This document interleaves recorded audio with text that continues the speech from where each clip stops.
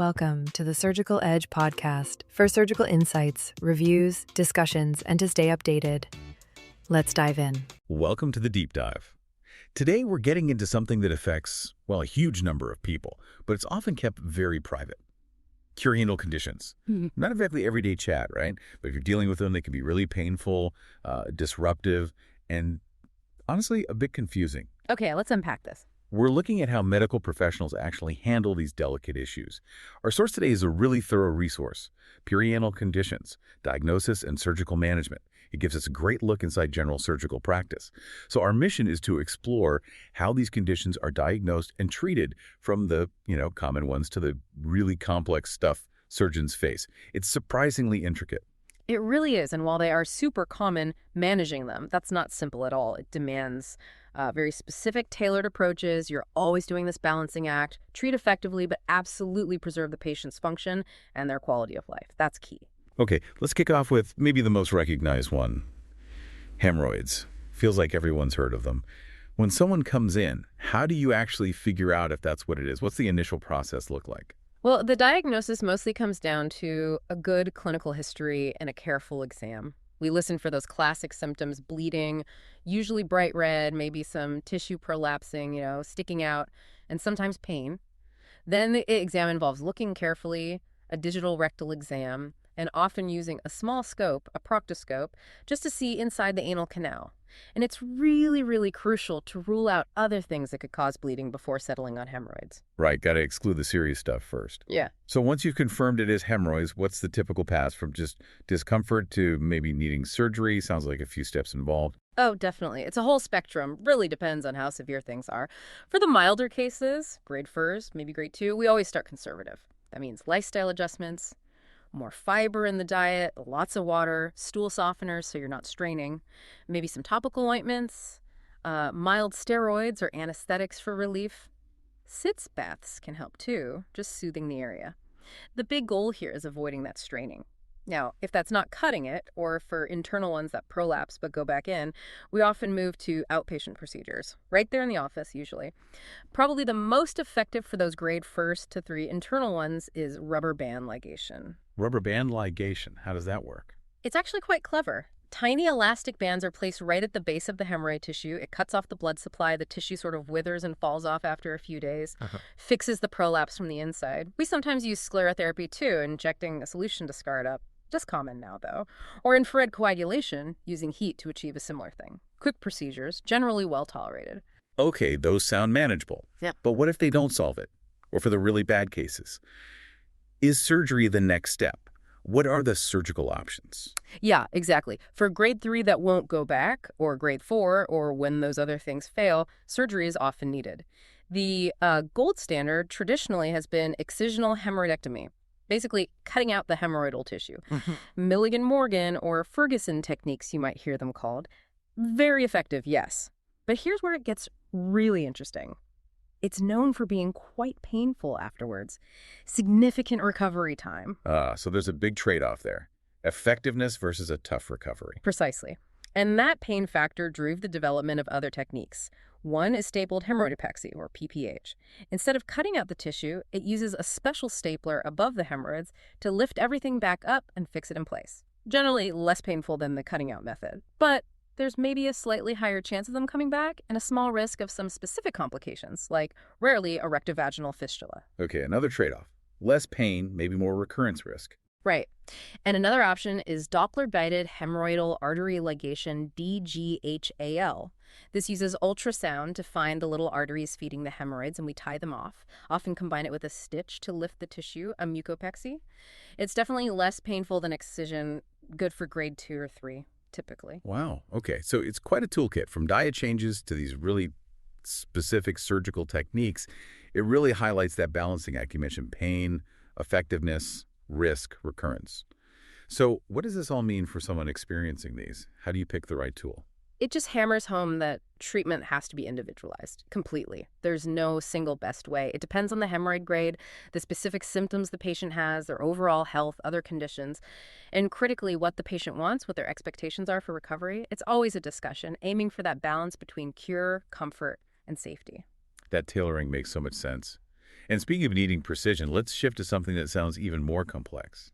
Perianal fistula-in-ano. Can you break down what that actually is and how it's diagnosed? Sounds challenging. Yeah, fistulas are definitely complex. Essentially, it's an abnormal tract, like a little tunnel, connecting the inside of the anal canal or rectum to the skin around the anus. Patients usually present with discharge pus, maybe blood, or a history of getting abscesses near the anus again and again. The exam involves finding that external opening on the skin. Historically, we used something called Goodsall's rule to guess where the internal opening might be, but Skills rule. yeah, it's an old guideline relating the position of the external opening to the likely internal one. Helpful sometimes, but imaging is much better now, because the absolute key for diagnosis and planning is imaging. MRI fistulogram is the gold standard. It gives us this incredibly detailed map of the tract showing exactly how it runs in relation to the sphincter muscles. Absolutely vital for planning surgery. Endoanal ultrasound is also very useful. Gives a great view of the muscles and the tract itself. You need that detail. Okay, so you get this detailed map. What does this all mean then for managing it? What's the guiding principle? The principle is very clear. First, drain any active infection, like an abscess. Then, eradicate the fistula tract itself. And critically, while preserving continence, that last part is paramount. It guides everything we do in fistula surgery. If there's an acute abscess, it needs immediate incision and drainage. Antibiotics just won't cut it for a collection of pus like that. Right, drainage first, then dealing with the tunnel itself. Exactly. And there's a whole range of surgical options, all designed around that core principle. For simple, low fistulas ones that don't involve much sphincter muscle, a fistulotomy might be curative. That means laying the tract open so it heals from the base up. But, and this is crucial, it's not suitable for high fistulas or complex ones, or often anterior fistulas in women because dividing too much muscle risks incontinence. So if you can't just lay it open, what then? That's where other techniques come in. Seton placement is common for complex fistulas, high ones related to Crohn's disease, or where fistulotomy is too risky. A seton is basically a thread or a thin drain passed through the tract. It can be loose, just to allow drainage and let inflammation settle, or it can be a cutting seton, which is tightened over time to slowly cut through the muscle, allowing gradual healing behind it. It's a way to divide the muscle slowly, minimizing incontinence risk. Okay, that's clever. Using time to help healing. Then there are more advanced sphincter-sparing techniques. Things like advancement flaps, where you bring down healthy tissue, like rectal mucosa or skin, to cover the internal opening after cleaning out the tract, or the lift procedure ligation of intersphincteric fistula tract. This is neat. You go between the sphincter muscles to find the tract and tie it off there without cutting the main muscles. Well, like finding a back door to fix it. Sort of, yeah. There are also less invasive things like fibrin glue or fistula plugs. They try to block the tract. Honestly, their success rates are generally lower, often used maybe as an addition to other methods. Their exact role is still kind of debated. And there's VAAFT, video-assisted anal fistula treatment.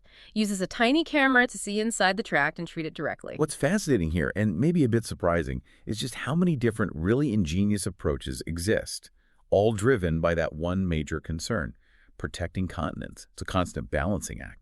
Okay, let's widen the lens a bit.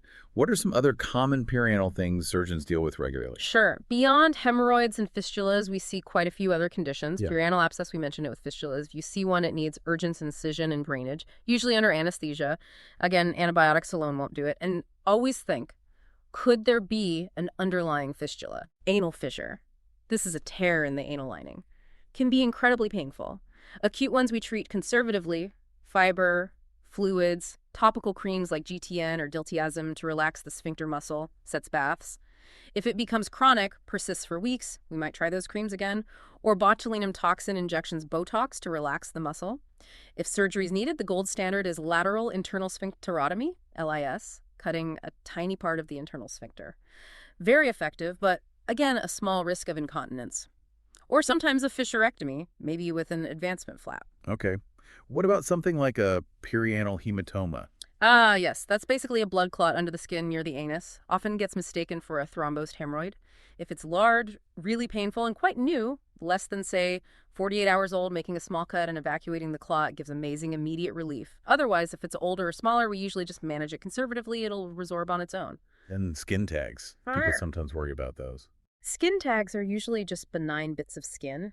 We typically only remove them if they're causing problems like interfering with hygiene, getting irritated, or if the patient asks for removal for cosmetic reasons. Medically, they're rarely an issue. Got it.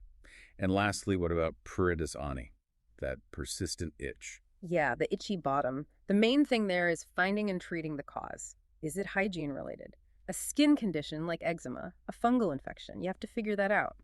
General advice is to keep the area clean and dry, avoid irritants like soaps or certain wipes.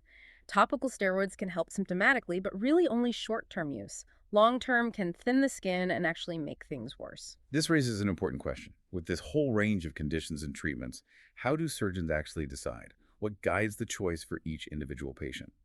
That really brings us to the core principles guiding practice in this area. First, absolutely fundamental, accurate diagnosis. You have to know exactly what you're dealing with before you intervene. That means careful examination DRE, proctoscopy, maybe endoscopy, and using imaging like MRI when needed, especially for fistulas. Makes sense. Can't treat what you haven't diagnosed correctly. Exactly.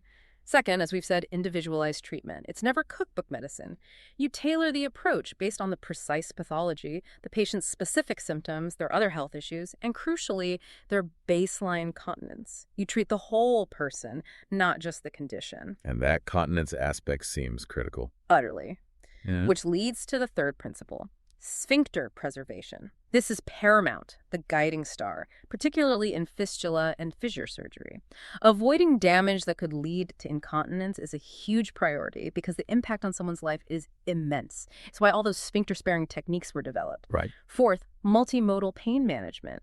Especially after surgeries like hemorrhoidectomy or fistulotomy, managing pain effectively is crucial for recovery and patient comfort.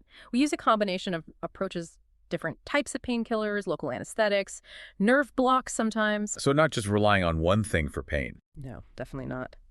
And finally, fifth, follow-up. It's essential. You need to see patients back to monitor how they're healing, check for any recurrence of the problem, and keep an eye on their functional outcome, especially continence, over time. If we connect this to the bigger picture, it really highlights that managing these conditions well isn't just about knowing surgical techniques. It demands a really deep understanding of the anatomy, the pathophysiology, how these diseases work, and knowing the entire range of options, surgical and non-surgical. It's about applying that knowledge with precision and care for each person. This has been a really insightful deep dive. It's clear that these conditions, which many people experience but few discuss, involve incredible complexity. The skill and careful judgment required from surgeons in diagnosing and treating them, especially maintaining that delicate balance, is really quite something. Absolutely. At the end of the day, the goal is consistently to balance cure with function, eradicate the disease while preserving the patient's quality of life and normal bodily integrity. In surgery, particularly in this anatomical area, it's a true art. So, listening to this, what stands out to you about the intricate considerations surgeons navigate when treating conditions affecting such a fundamental personal part of our daily existence? Something to think about. Thank you for listening to the Surgical Edge podcast. Don't forget to like, share, and subscribe. Help us grow and deliver even more relevant surgical content by pressing the support button. Your contribution truly makes a difference. And don't forget to share with us your advice, feedback, and the topics you would like us to include.